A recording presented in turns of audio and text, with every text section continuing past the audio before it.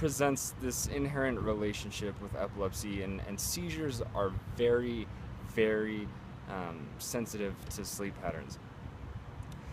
So sleep actually activates the electrical charges in your brain, which have to do with seizures, seizure disorders, and epilepsy. So when your sleep cycle is actually compromised, your sleep-wake cycle, it's compromised, your brain basically responds with these intense increase in hormonal changes.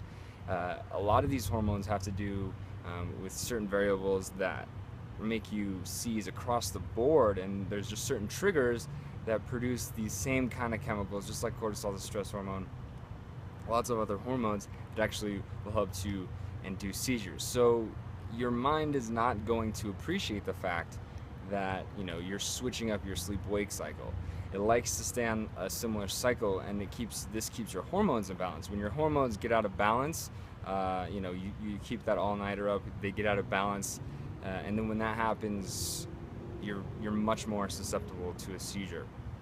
So Rolandic epilepsy, or benign focal epilepsy, is actually the type of epilepsy where patients and epileptics will have seizures only in their sleep. And this is actually found to be more prevalent in people that have sleep apnea, or people that have insomnia tend to have this kind of epilepsy where they'll actually seize at night and they don't even notice the value of these seizures, or these kind of seizure increases continually as time kind of goes on and as time expands.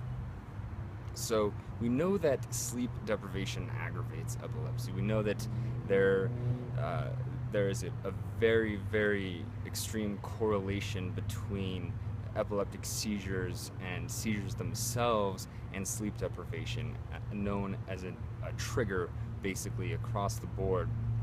This is something that has been found in many epileptic studies, seizure studies, where sleep is known to be almost one of the, if not the most prevalent aggravator of epilepsy and initiator of seizures.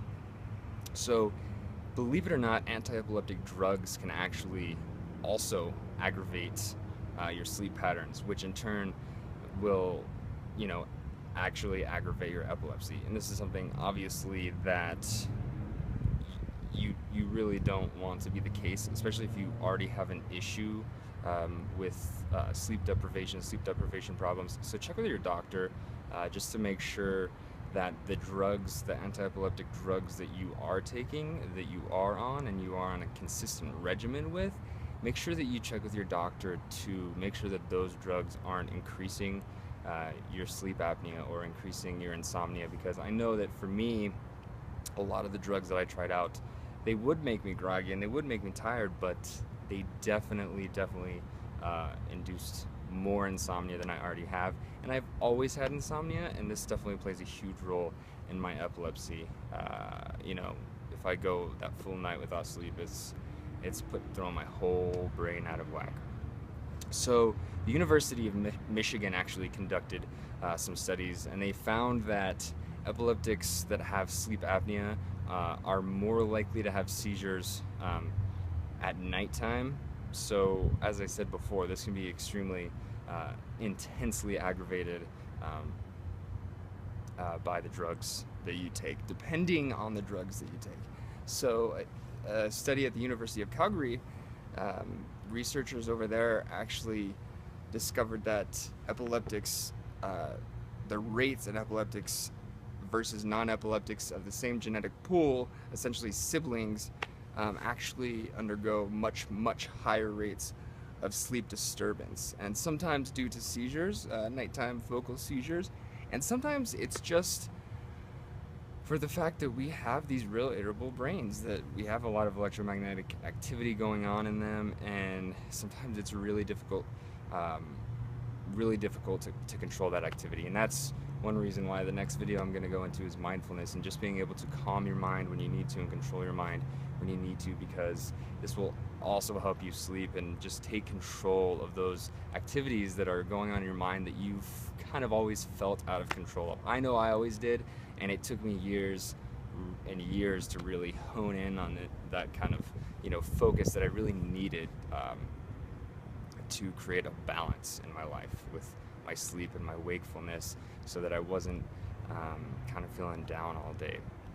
So essentially, all-nighters are a terrible, terrible, terrible idea. It's very, very important that you get on a sleep schedule and you stick to that schedule, because even if you miss a full night of sleep and then you go back and then regain that sleep during the day and try to say, oh, I'll make up for it, I'm gonna just sleep during the day, you know, that's exactly what I did yesterday. And I had a seizure, and I had slept all day, and it didn't matter because my sleep cycle, that hormonal imbalance was induced in my brain, and my sleep cycle was way off par, and I had a seizure anyways like that.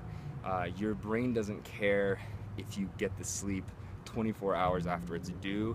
The sleep-wake cycle is very highly correlated, and it's important that you stick to a schedule. A lot of epilepsy and seizure disorders are actually found or discovered in people for the first time after they pull an all-nighter, like when they're in college and they're out partying with their friends, or you know, maybe out all night studying for a test, which happens a lot in college too.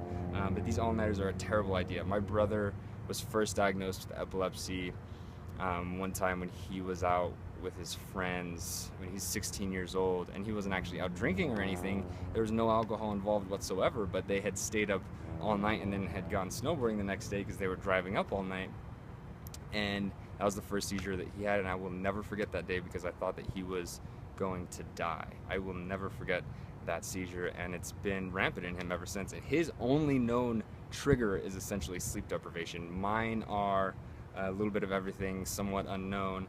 But my brother, if he doesn't get a full night's quality rest every single night, seizure, and it's happening. Okay, so please guys, this is so important. Even if, you know, you're having seizures on a consistent and regular basis, a missed amount of sleep or bad quality sleep is also related to the heightened intensity of seizures and also the length and severity of those seizures.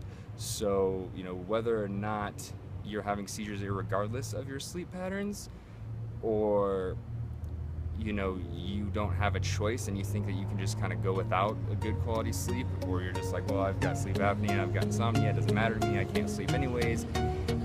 Please guys, get in this habit, because sleep deprivation does increase the intensity, severity, and the likelihood and chance possibility of you having a seizure.